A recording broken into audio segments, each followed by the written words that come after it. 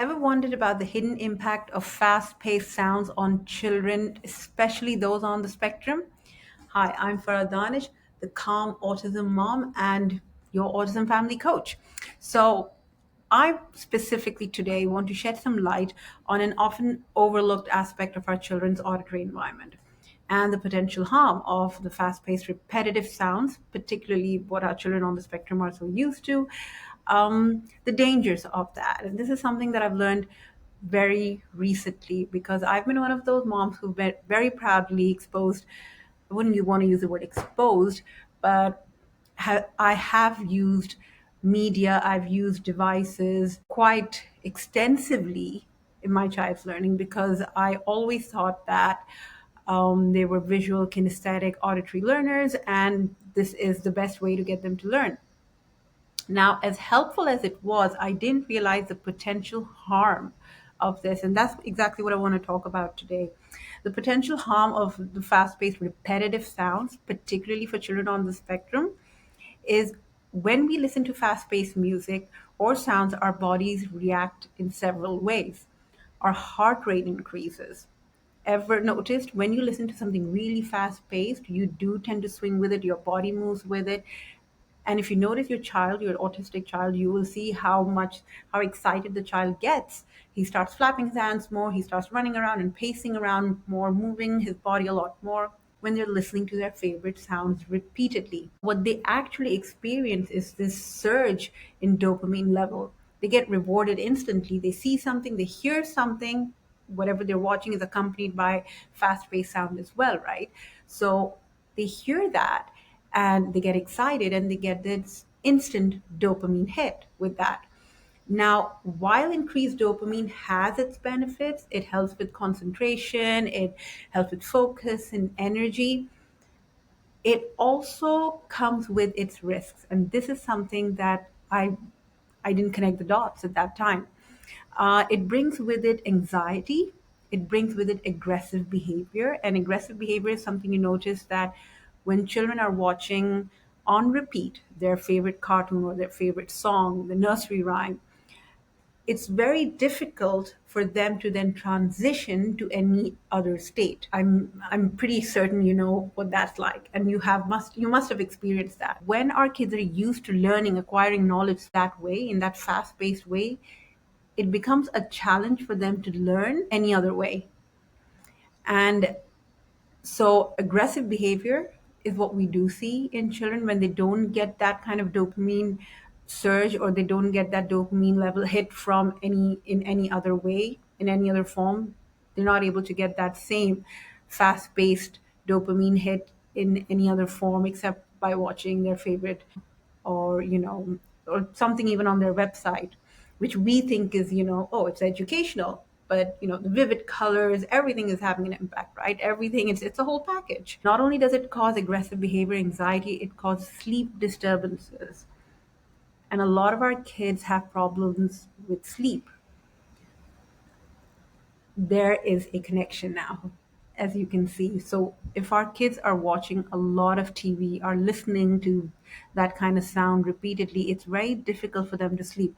That again, it's a vicious loop. It again takes you back to aggressive behavior, and it may have a role, and this is my theory, and I'm pretty certain of it because of my background with kinesiology and brain gym and primitive reflex, that sleep disturbances and anxiety directly impacts your diet, your appetite. Think about it. If you're nervous or you're anxious or you're stressed out, it has an impact on the way you eat, on what you eat. You either lose your appetite or you have this sharp increase in your appetite. You start eating too much or you start eating too less. But there is an imbalance that takes place.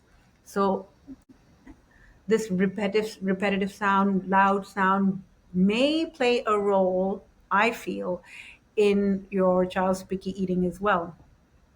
Now, another connection is on a more physiological level. There are no kids' songs out there which are slow paced. Anything to do with children is fast paced automatically. I have yet to come across any kids' content which is slow paced, therapeutic in nature. it doesn't exist. When children are listening again to so much of music, it puts their body into a state of alertness. It triggers our protective mechanism. Now, our body doesn't understand what we're watching, correct? So it's like a switch. Imagine yourself being in this constant state of alert. It exhausts your system, it exhausts your body, it exhausts your immune system, it triggers the body's defense system, because your body starts thinking that, oh, I'm fighting something, I need to protect the body. So it's in this constant state of stress. In response to this perceived threat, the body then starts to release stress hormones. So it's not just the surge in dopamine, your body then starts releasing adrenaline, and cortisol levels then start increasing as well. And this occurs even during seemingly harmless children programs. So you don't even realize that your child is watching something which, according to you, he's really enjoying, but it's actually causing stress in their bodies. And that is actually quite a scary thought. And constant exposure to that kind of stimuli, to that kind of content, like I said, it has its effects on your nervous system. Over time, it has an effect on your nervous system, and it leads to chronic stress, even for yourself, because you're sitting there listening to that same music again and again. So it's not just your child, you're listening to the same repetitive music again and again. It interferes with your natural relaxation process too. So when we say that the child is in stress, the mother is in stress, or if the mother is in stress, the child is also in stress, all this listening to the same kind of sounds can contribute to that as well.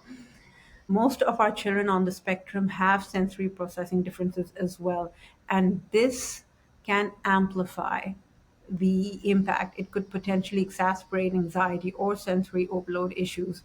So a more mindful approach to auditory environment is, as parents, as caregivers, the kind of, we need to be more conscious about the kind of auditory stimuli we are exposing our children to. So we pay attention to the pace and intensity of the sounds in their environment. We try introducing more calming music, like sounds of nature. And if you are more religiously inclined, there are soothing surah recitations as well.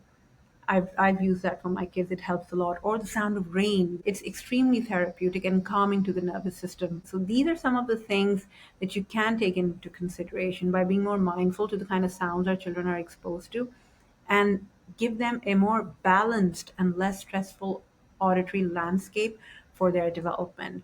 I hope this information helped. I would love to hear your views about this.